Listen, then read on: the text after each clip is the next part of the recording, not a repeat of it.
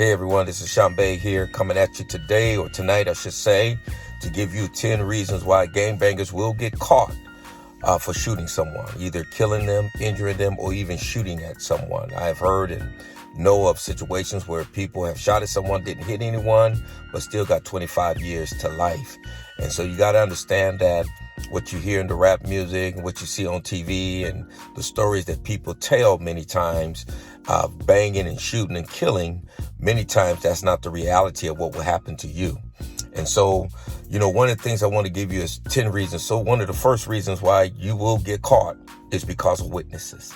Unless you planned it out weeks, maybe even months in advance, and you just randomly just going through and going to call yourself trying to do a shooting or kill someone because you got to represent your set, you're going to find out and you're going to see that there are witnesses out there. Now, sure enough, in the black community, we do not have enough people that will come forward and be a witness and testify against people. But those witnesses sometimes will come forward. And at the very least, and we'll talk about this in a little bit, at the very least, they will tell somebody else, right? They won't talk to the police, but they'll tell other people, yes, it was thus and thus. I saw him. I saw his face. And therefore, your name, your what you've done, it will get out there. And people will start talking about it and hearing about it. And then eventually it gets back to the police because eventually somebody's going to tell somebody.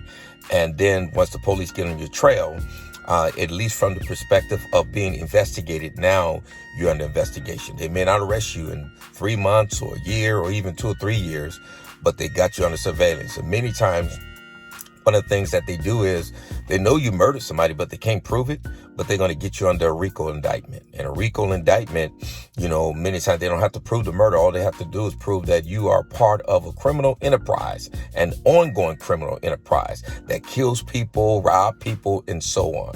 And they might have 1 or 2 in there that they can actually prove that they killed someone. And so you got to understand this and recognize the fact that today it's not impossible, but it's almost impossible to kill someone and think that you're going to get scot-free and get away. And one of the main reasons why people get caught is because of witnesses. And so unless you planned it out real well, there's no witnesses around, you're probably going to get caught eventually. Somebody's talking about it. Somebody knows your name. Somebody's seen your face, and it's going to come to pass where you're going to get caught.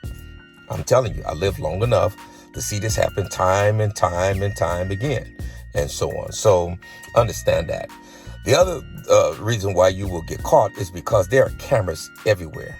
Door rings, churches have them, homes have them, businesses have them.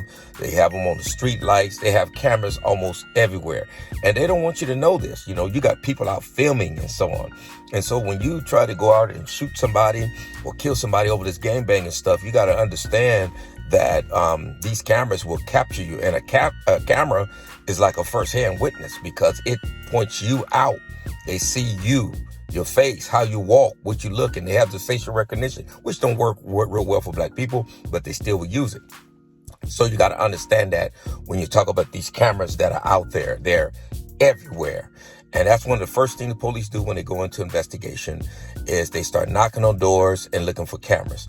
And so wherever you left, right, the location that you left with yourself or with your homies to go shoot and kill somebody, from the place where you left to the place that you go to the place that you leave there and wherever else you go, there's cameras all over the place. And once they get on your digital trail, they will just track you all the way back to where you went, where you came from and where you went, because there'll be cameras all over the place, right?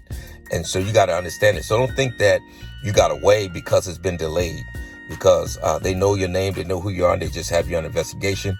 And one way or the other, they're going to figure out a way of how to get you and how to arrest you. And so then the other one is circumstantial evidence, right? You might have got caught with the gun that killed somebody, or you might have came home or went somewhere and someone saw a lot of blood on you and so on, or you was acting funny and acting strange and so on, or somebody might have saw the car that was used. They said, oh, thus and thus drives that car and so on. Or I saw thus and thus yesterday in that car. Fingerprints, all these, your clothing, blood being found on you, on your footprint. All these different type of things are circumstantial evidence that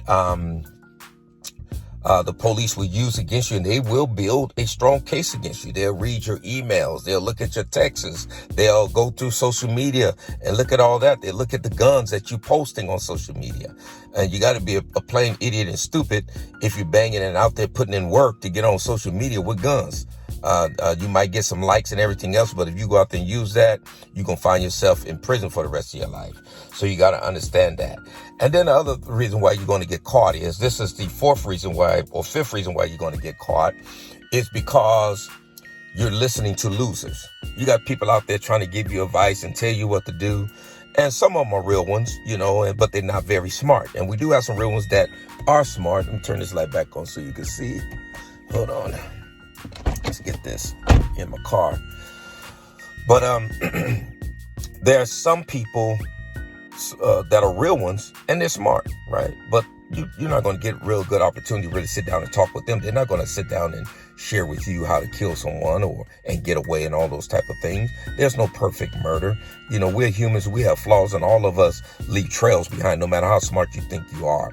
And because of modern technology today, you're bound to get caught. So you got to understand that. Taking advice from losers and folks that want to talk like they're so bad and so tough and whatever, and they put in all this work and so on. And so you think you can go do the same thing, and you can't, right? You can't do it, especially today. Technology is getting better and better and better. And police rely on that. And they really rely on the social media. So then, these 10 reasons, let me just follow up right now.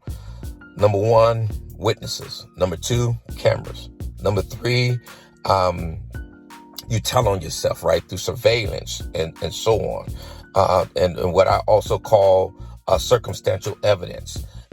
Or I should say, number 4, you take advice from. Number 5, you tell on yourself, right?